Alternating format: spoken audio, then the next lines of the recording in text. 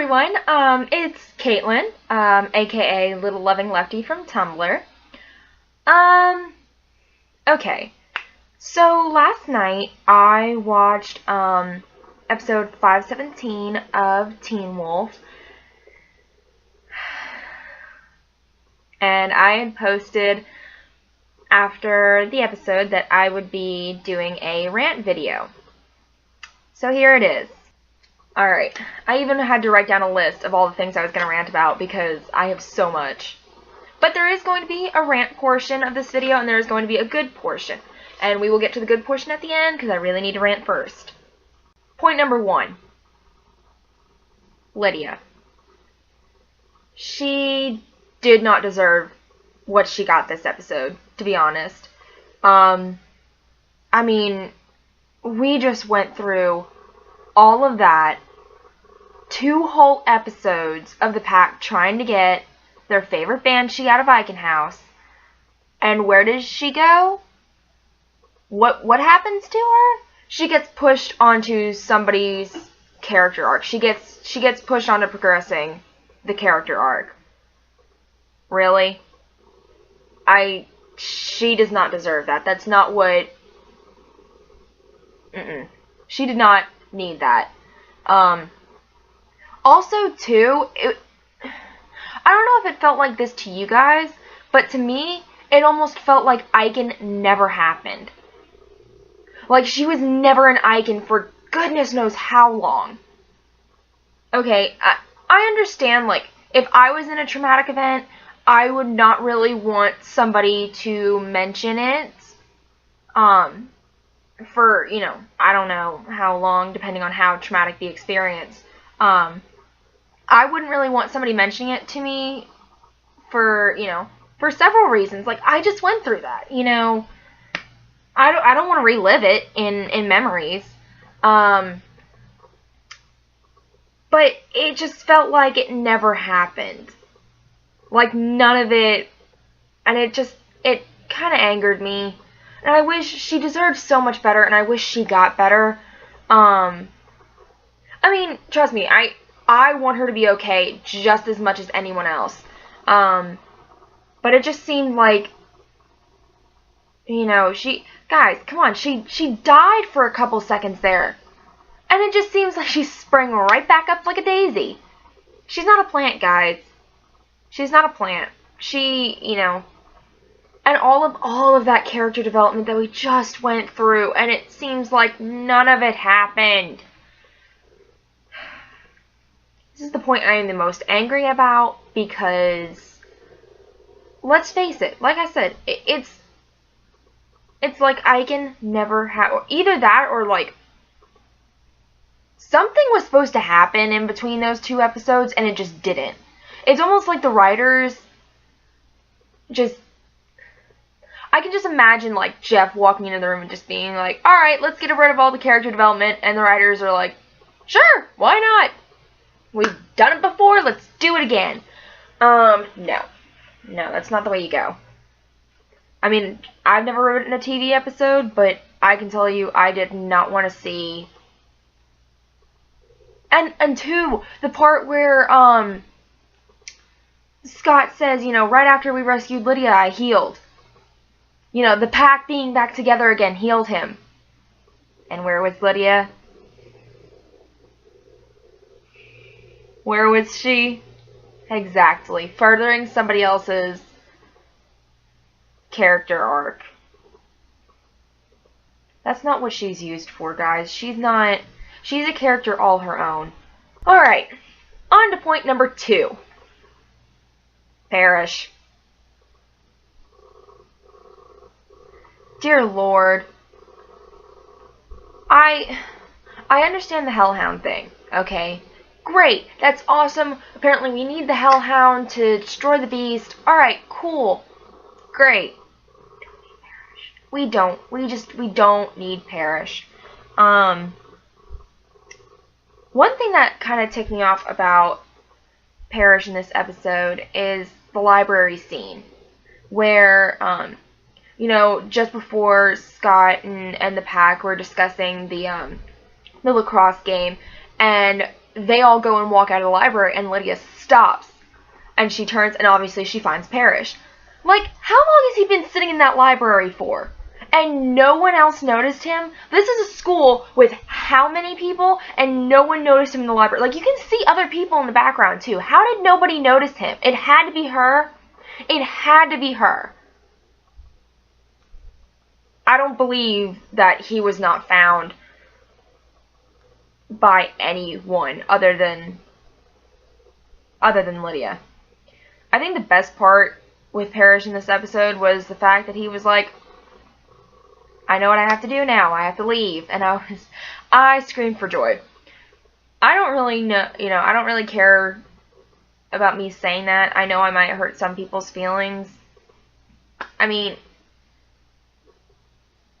he's an okay character, I guess. And I know most of you guys are Stydia shippers anyways and don't like him, or y'all might not be Stydia shippers and you just don't like him. Yeah, I don't think I have anything else to say on that topic. So on to point number 3.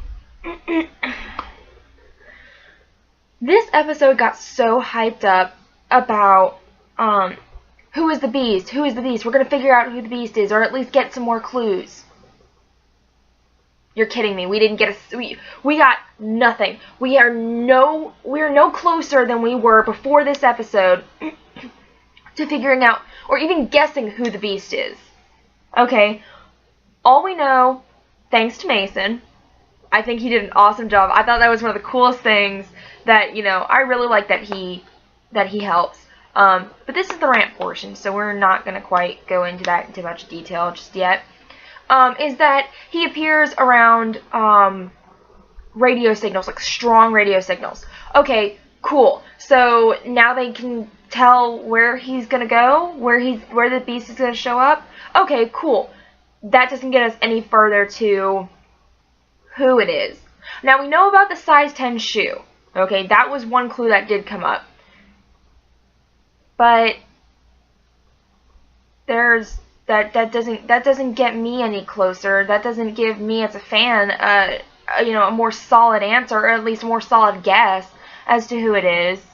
And I feel like if you're gonna hype up an episode that much, as to have this this promo about who is the Beast, who is the Beast, and then have the Morse code at the end saying someone you know, and just basically this big hullabaloo of you're gonna get a clue, you're gonna get something, we're gonna get a little bit closer, but we're not. In fact, I don't even feel any closer to a guess. Number 4, the flashback. That was something that Teen Wolf hyped up so much. They were talking so much.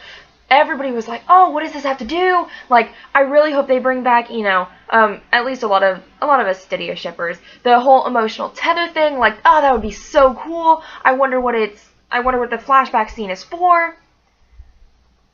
And really, it was just because them sacrificing themselves in season 3 brought on the Hellhound.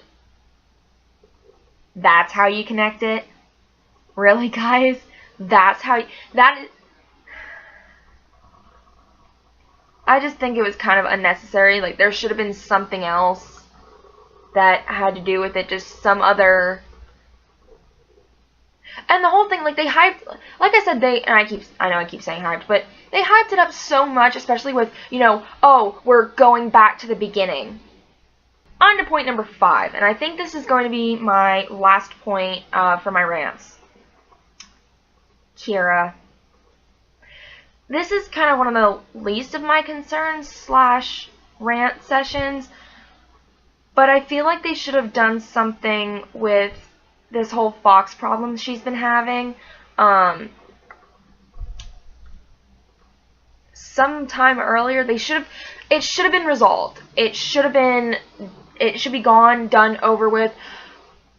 I mean,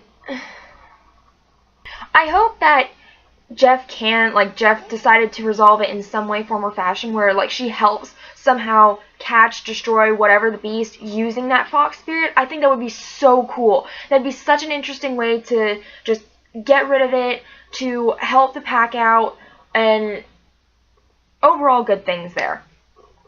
But the biggest thing is that they're doing, like, it's adding more and more and more onto what we're having to keep track of. I mean, you've got the Beast, you've got Malia's mom that we have to worry about, you have, obviously before these last 2 episodes, we had, Lydia and Niken that we had to worry about, like, and Theo and the Chimera pack, like, there's so much going on this season, that we have to, that we're trying to sit there, the pack is trying to set their sights on elsewhere, and Kira's fox problem is just creating more of a problem for them. I just hope they resolve it soon. That's all I'm asking. Alright, well, let's push aside the rant portion and bring in the good portion here. Good point number 1. Corey and Mason. Aww, they're so cute, guys. They are so cute. I really like the scene, or scenes, I guess I could say, where they were ransacking, Devonford? Is that what it was? Devonford Prep? Their lacrosse team's bus. I loved that. That was so funny. I liked the part, too, where, Corey used his camouflage skills to hide, him and Mason. I thought that was really cool. I didn't know that they could do that, and that was just some extra thing that made it so much cooler. Going back to something I said earlier about Mason helping out the pack by finding one of the, figuring something out. I think that's really cool. I'm glad that his character is getting to be involved in the pack in some way, form, or fashion. Point number 2. Lacrosse is back. Lacrosse is back, even if it's just for this episode. Aww. The boys look so good in their uniforms, and I'm so glad that Kira's getting to play. That's such a cool thing. Like, and going along with point number 2 is point number 3. Coach. He just made a lot of it funnier, and kind of eased the disappointment of the episode. Yeah. With some of the humorous lines. They got him back to forfeit the game, and he was like, well, whoops, I never forfeit a game, so sucks for you guys. Yeah, and him just being in rehab, and that first part where Scott and Styles go to get him cracked me up. Point number 4. Styles' sass was a level 1000 last night, and has been for the past couple episodes, and that brings me joy. Literally a level 1000. On to point number 5. The detective work in the beginning, in the library. I love that so much. Yeah, as a, speaking from my Stydia shipper side, I was glad that they at least had some sort of interaction this episode. Not as much as I would have liked, and some other people would have liked, but you live with what you get, I guess. But yeah, I love that the entire pack was sitting there and actually doing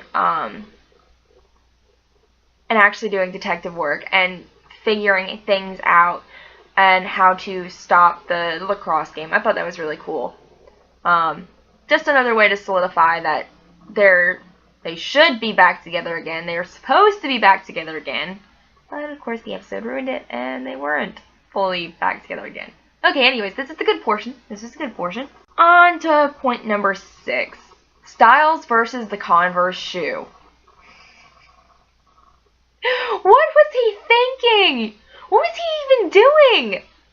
Also, too, can you guys answer the question, like, who was that? Who was that sitting beside Hayden? I forget. I don't remember. And just kind of the way that, like, she didn't want to lift her foot kind of gives me a little bit of suspicion. Like, I don't know if you guys saw that as well, just because it was, it was so funny afterwards, like, Styles getting kicked in the head with a Converse shoe, like, that was pretty good. No, but who is she? And why did she not want to lift up her shoe? Why didn't she, I mean, I kind of understand, obviously if you feel somebody grabbing at the back of your foot, like, you're obviously not going to do what they kind of want, I guess. Anyways, but so that was a really funny scene. I laughed at that, obviously. Yeah, so I don't think I have any other points on my my little sticky note. Again, this episode was in my opinion a big disappointment. I mean, I'm not surprised. Obviously, like look at all the other things we've gotten. But just to go through 2 whole episodes, have somebody stuck in a place for so long and for such a traumatic experience, and then come out seeming like they have no damage, like none of the character development, none of the development that just happened at all. Like, yeah. So, alright guys, well, that's about it. If you guys want to share your opinions, I'm happy to hear them. Yeah. Yeah.